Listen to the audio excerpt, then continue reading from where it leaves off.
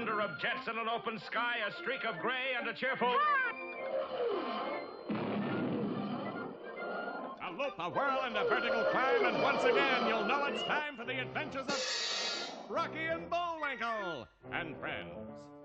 Starring that supersonic speedster, Rocket J. Squirrel, with his pal Bullwinkle the Moose, and a host of others. Hurry, Bullwinkle! The show's about to start! I'm coming as fast as I can.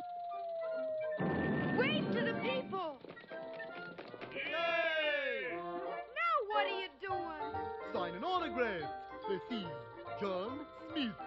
But your name is Bullwinkle. I know, but that's hard to spell.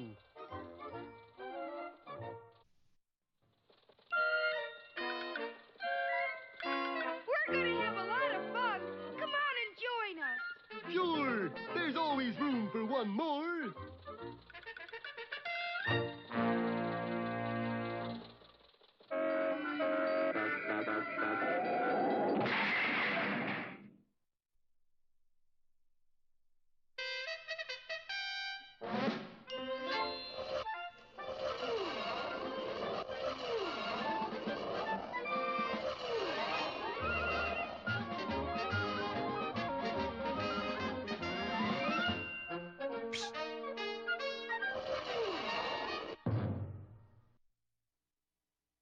Well, the travel folders all said welcome to Pottsylvania, but our heroes have had nothing but a bad time since they arrived. First an angry mob, then a dreadful disguise, then a near execution, and now they're on their way to jail. But we haven't done anything. Yeah, we're as innocent as the new mown snow. We're just tourists. That's what they all say. Sure enough, our heroes' fellow prisoners were almost all American tourists just like themselves. Boy, this is sure no way to treat your friends. Don't be silly. Pottsylvania got no friends, just enemies. Well, here is your apartment. If you want anything, you can just push that button. But it's not connected. I didn't say anyone would answer. Bye. But even while our friends were languishing in the Huskow, Boris Badenov was hatching another evil plot. Now, I'm just spitballing, you understand. But as soon as Moose gives us secret formula, we... Wait! Nobody but idiot would give us secret formula. Exactly. So after he gives us formula... And Boris outlined his fiendish plan for firing a rocket ship to the moon, conquering the moon men, and beaming Pottsylvanian television programs to the United States. Badenov, what good will this do us? You ever seen Pottsylvania TV? Please, not so soon after eating. Some night people in America will tune in set to midnight movie, and what do they get? 3 hours Pottsylvania commercials. You think they'll know the difference? Sooner or later, yes. Then they must pay us millions to stop broadcasting. And if they don't? Oh, then we jam other programs. Instead of Lone Ranger is coming on 30 minutes hair oil commercials. Listen. Itchy dandruff, falling hair, a dried up scalp and a dome that's bare. Gritty, grimy, greasy goo, that's what's in our new shampoo. Gunk. Get some gunk today. Enough already. Please, Badenov, it's too much. You see, fearless leader? In no time at all, we drive America to her knees. Carry on, Badenov. I'd salute you. You said it. So in the meanwhile, back in the Pottsylvania pokey... Come on, you two. Out. You mean we're being released? Yes, your lawyer is here. Lawyer? We don't have no lawyer. Allow me to introduce myself, you all. Gentlemen, I'm Clarence Derenoff, attorney at law at your service. Yeah, but we didn't hire you. A mere formality. Well, I paid bribe, bail, so let's go. Now, wait a minute. What about all our friends here? We're not going till they go. That's right. We'll just sit here. How much extra for the others? Say roughly 500 grickles. No. Smoothing it out a little, 250. Good. Here it is. You think I would soil my hands with a bribe? Please, just drop it in half. And a little later, Rocky and Bullwinkle saw all the tourists off on the SS Andalusia. Goodbye. Have a nice trip. Bye, Captain Peach Fuzz. Farewell, Rocky. All right, cast off forward, full speed, astern aloft, a lee, aloo. Also, Roger. Well, there she goes, Bullwinkle. We're all alone in a foreign land. Well, those are certainly not friendly glances. Just who do all those sinister eyeballs belong to? Don't miss our next episode, The Fright-Seeing Trip, or Visit to a Small Panic.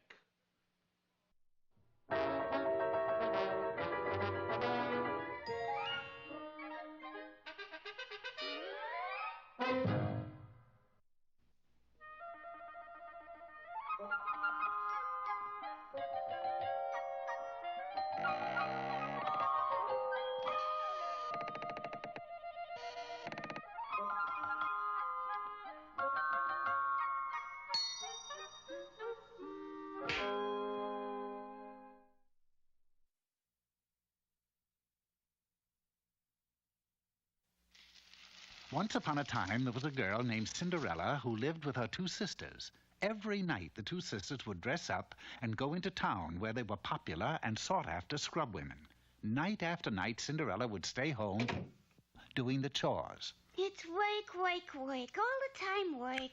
Then, one day, she heard a strange little voice. Cinderella! Cinderella! Who left that screen open again? Hey, watch it, hold it. I'm your fairy godmother. Oh, boy. All right, change me. Huh? Do me over, you know, the gown, jewels, carriage, glass slippers, and like that. Oh, you mean this model? Yeah, that's it. Of course, my dear. Just sign here. Sign what? It's our little contract. I'll give you all these things. I'll sign. There you are. Fine. There you are. And in return, you sell all this wonderful metal cookware by midnight tonight. Just $39.95 a set. I gotta sell all these pots and pans? By midnight. If you want to keep all those goodies. Even we fairy godmothers have to make a living, you know. But there's only one man in the kingdom rich enough to buy this stuff. That's right, honey. Prince Fascinato himself. But Cinderella's fairy godmother didn't know much about royal finance, for the prince was, at that moment, saying to his prime minister, This balance can't be right, Frobisher. My fortune runs into 6 figures. Yes, Your Highness, but they're all zeros. Ah, yeah. But what about the royal sock? The royal sock is empty, sire. And hark, the creditors are pounding on the castle door. You mean... Yes, you have until midnight to raise some money. Lots of money. But, my dear Frobisher, how? How else? You must marry a rich heiress. By midnight? There's a ball at the castle tonight. Do your best. So, that night, the prince looked his guests over very carefully. Uh-oh. Something, Your Highness? I think I've got a live one, Frobisher. And so the prince and Cinderella danced for hours. You are the loveliest girl in my kingdom. Your eyes, your diamonds... Those were sure terrible beans we had for dinner. Beans? Now, with this skillet, you can cook the waterless way. Your teeth are like pearls. Your pearls like teeth. The price includes this oatmeal steamer. Let us go where we can be alone, darling. So the prince and Cinderella sought out a moonlit seat in the garden. Oh, how long I've searched for a girl just like you. Since this afternoon, as a matter of fact. And I know you're my kind of guy. Real spender. Psst! Hurry. What about the creditors? I can't hold them off past midnight. Psst. How's it going, dearie? I'm just about to close the sale. Tell him about our layaway plan. You've only got an hour left. So the prince and Cinderella continued to speak of love and saucepans until almost midnight. Such grace, such beauty, such real cash value. Will you be mine? There's no vitamin waste, see? And they scour clean in a jiffy. You've got just 2 minutes. You have just 2 minutes. Say yes, my love. What's $39.95 to a sport like you? Show him the egg poachers, dearie. Only 70 cents extra. Give her the bended knee bit. It's almost midnight. Of course, in such close quarters, the prime minister and the fairy godmother were bound to meet sooner or later. Your servant, madam. You're cute, honey. Do you do your own cooking? Let us seal our love with a kiss. Just $5 down and pennies a week. Marry her quick. I've got to pay cash for these pots. Unfortunately, it was already a little too late. First, Cinderella lost her permanent, then her jewels, then her gown. My, you heiresses certainly depreciate fast. Embarrassed, Cinderella ran from the castle, losing one of her slippers as she did so. The prince, of course, was finally cornered by his creditors. Frobisher! He's not here, honey, but maybe I can be of some assistance. So Cinderella returned to her old home and her old job. Wake, wake, wake. All the time wake. Who's there? How do you do, miss? I know who you are. You're the prince. Yes, it was the prince. Real love had triumphed at last. The world became alive to the tempo of romance. The birds and the bees sang out. 1,000 stars fell on the lovely young girl and the handsome prince. Young lady, I have here... I know. You have my slipper. Now, as a matter of fact, it's brushes. Brushes? Yes, some old lady has me selling them door to door. I told you, honey. I've got to make a living somehow. And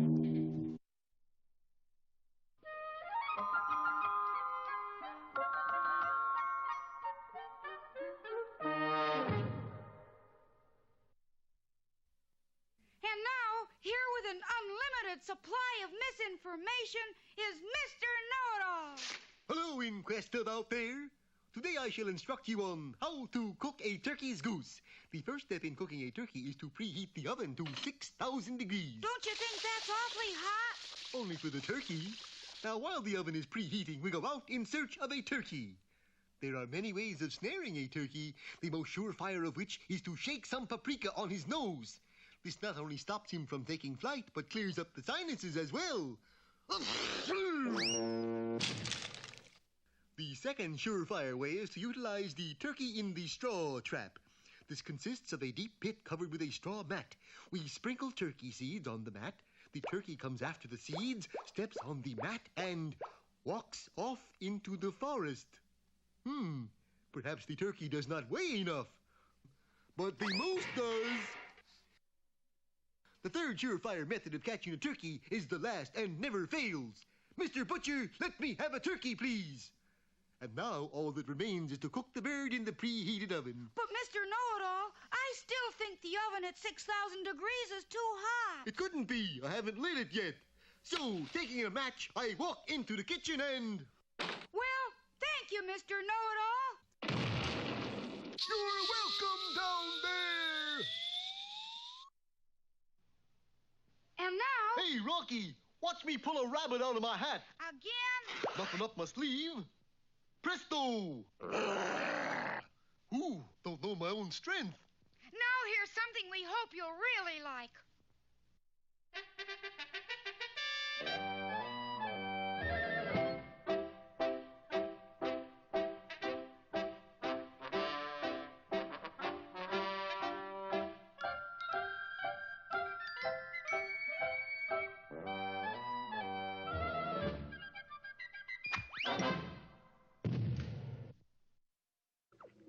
Hello there, Peabody and Sherman here.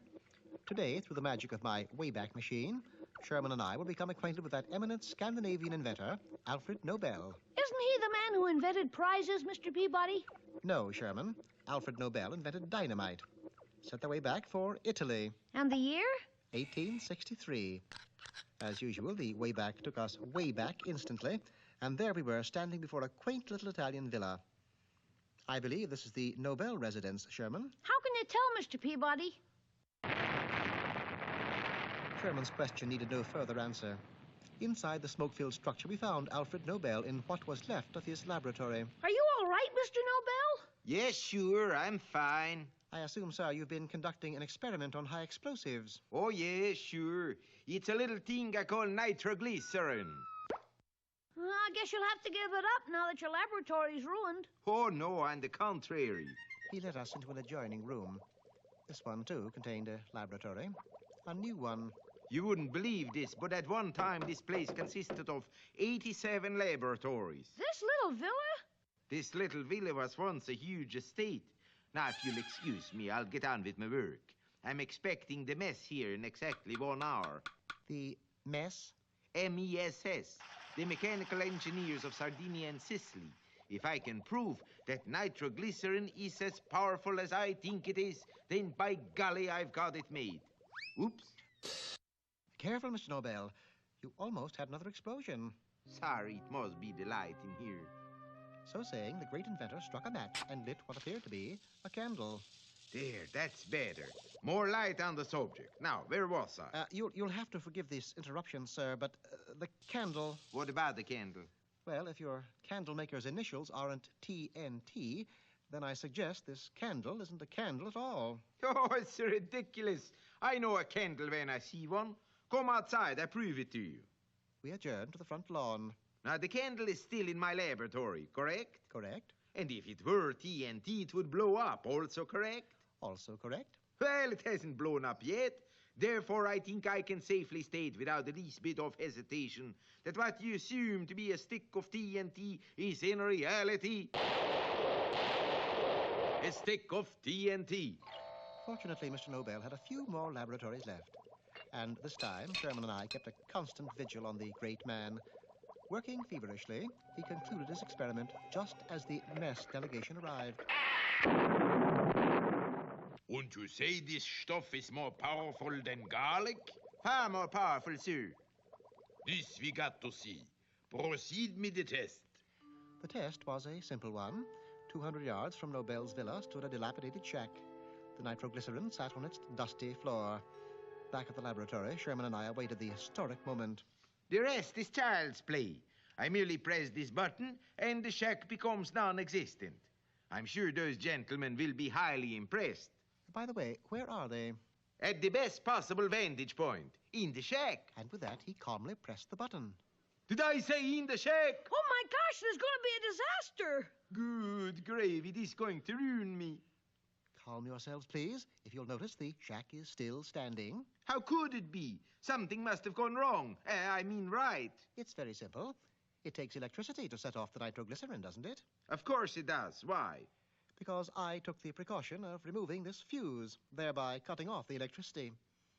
And now, Sherman, if you'll ask those gentlemen to view the test from a safer distance, we'll get on with it. Well, as you can see, the test was immensely successful. Without your help, it would not have been possible. Goodbye, good luck, and please accept this as a token of my gratitude. And so we bid Alfred Nobel a fond and not too reluctant goodbye. Later at my penthouse apartment... What was it Mr. Nobel gave you, Mr. Peabody? The Nobel Prize, Sherman. But, of course, I gave him something, too. Really? What? What else? The Peabody Award.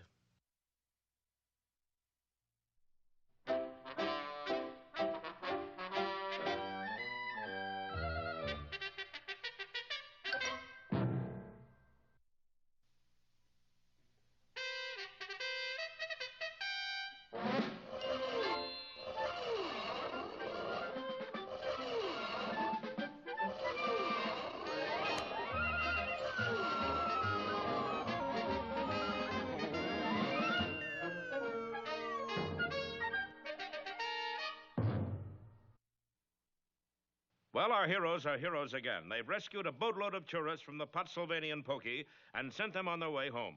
Unfortunately, it's not all clear sailing for them. You know, I got kind of a sneaky feeling we're being watched. Oh, nonsense, Bullwinkle. Who'd want to watch us? Well, the answer to that was simple enough. Everybody. For Pottsylvania was a country composed entirely of spies. Even as schoolchildren, Pottsylvanians were taught only the ABCs: assassination, bomb throwing, and conspiracy, with an occasional course in advanced sneaking and prowling. Congratulations, Fyodor. You graduated magna cum laude. And every conversation had at least two meanings. Hello, Vanya. Translation: we're going to blow up City Hall tonight. Hello, Gottwald. How's the boy? Translation: sounds like fun. Who'll be inside? Just fine, thanks. Translation: who cares? Well, see you later, Gottwald. Translation: the party starts at 7. Bring your own bomb. Bye-bye, Vanya. Translation: bye-bye, Vanya. No, Pottsylvania was hardly what you'd call a tourist paradise. Look there! Yankee, go home! Boy, they sure don't like baseball players, do they? Well, here's a hotel, Bullwinkle. Let's go in. Hold it, buddy. You got password? Password? It's a hotel, isn't it? Still need password? But we don't know it. Let's go. Hold it, buddy. You like to buy password? Buy it? Special today, 10 words for $1. We don't need 10 words. Okay, 10 cents each. It's a deal. Come on, Bullwinkle. Hold it, buddy. You got password? Sure. It's, Moleskin. This is first-class hotel. We don't take cheap 10-cent passwords. Well, I got a password right here. Knuckles. That's the password, all right. Go on in. Inside the lobby, our heroes were once again the target of all eyes. Hi, can we get a room? Certainly, Mr. Smith. Smith? My name isn't Smith. I'm really... No names, please. Just sign here. Hokey smoke, Bullwinkle. Everybody's name's Smith. That's a funny coincidence, ain't it? Well, when in Rome, do as the Romans do. I never heard of no Romans named Smith. But our heroes had to sign the register Pottsylvanian style. Rocky Smith and Bullwinkle Smith. When they got to their rooms, Rocky immediately started organizing the great Mooseberry expedition. First, we gotta get a guide, Bullwinkle. Somebody who knows the country. Maybe there's a guide advertising in the newspapers. Let's get one down at the corner. Hey, get you ice cream bars. Also secret papers. Secret papers from an ice cream man? Sure, we got a 28 flavor of a classified information. If you find a page in red ink, you get a free secret. Thanks a lot, but no thanks. You're welcome. Hey, get you Adam Bumsicle here. Our heroes had another shock when they opened the door of their room. Bullwinkle, look at that! Yes, the room was a shambles. Everything had been turned inside out and upside down. And what's more, all our papers are gone. Gone? Oh, well. And so is all our money. Well, that's the breaks, I guess. And so is your autographed picture of Sonny Tufts. Sonny Tufts! Well, now them rascals have gone too far. Don't miss our next episode. Boris burgles again, or sinner take all.